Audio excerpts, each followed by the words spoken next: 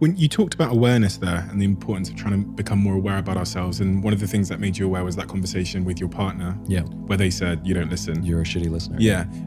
Self-awareness, I don't know if that's a real thing, but self-awareness seems to be the foundation of personal growth, right? Mm-hmm. So becoming aware about something in our lives, and people can read I always say that people can read as many books as they like, but if they're unable to read themselves, they'll never really learn a thing. Mm-hmm. For me, and I wrote that a couple of years ago, and I had a guy in my office who read every single, he was actually one of the people that always came in with your books, right? Mm-hmm. He read every single book I've ever seen. He knew every book, but he never changed. Yeah.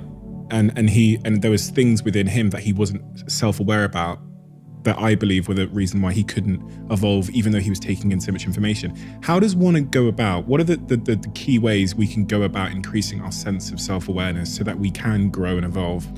Such a good question. You know, it's kind of like people like that are a little bit like yo-yo dieters. You know, they do every diet, but they're not healthy people. I read every book, but I'm not growing. And you can't assess yourself. You know, it's like, you know this from work, right? Which is at some point, somebody's gonna have to give you feedback. At some point, you have to give somebody else feedback. Like, self-assessment is a thing, but it's not the only thing. It's a thing.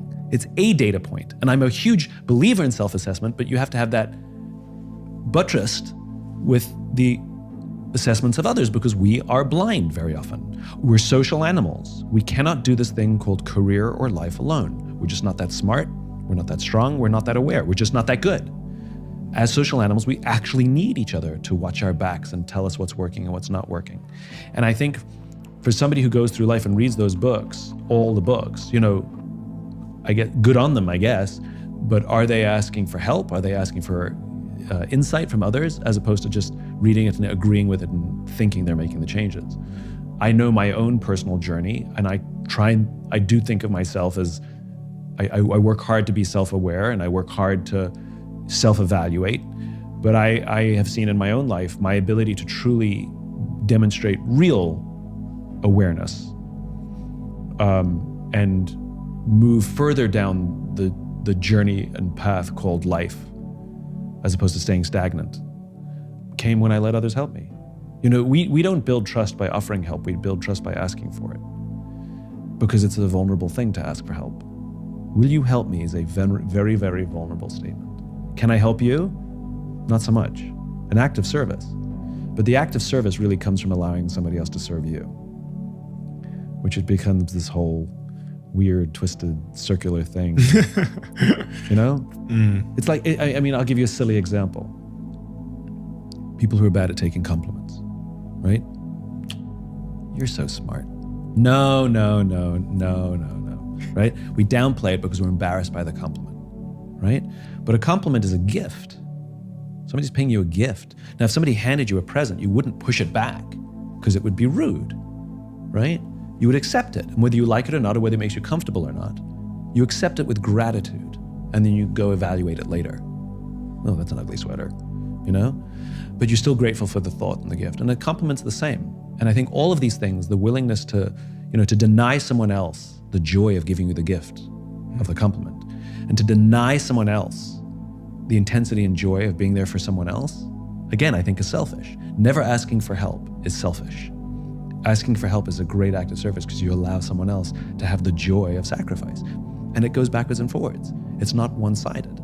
And this is where I think great relationships work, which is we take turns.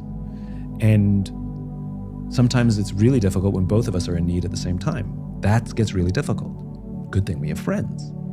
So, you know, at the height of COVID, I have a couple of my friends, they're sort of remarkable high-performing individuals, both of them. And one of them called me out of the blue. She went for a long walk. She says, I'm doing really badly, and I need to talk to you. And I don't want to talk to my husband because he's doing really badly as well. And I fear that if I talk to him, he doesn't have the energy for me, but I know he'll want to be there for me, which will make it worse for him. We're both really struggling. Do you have some time to talk?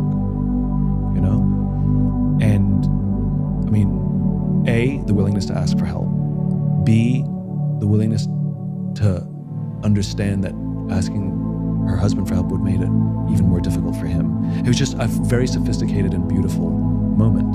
And to this day, we became, and not only did we become closer for it, but her husband and I became closer for it as well, because I was there for her when he knew he couldn't be. And this is why we have friends.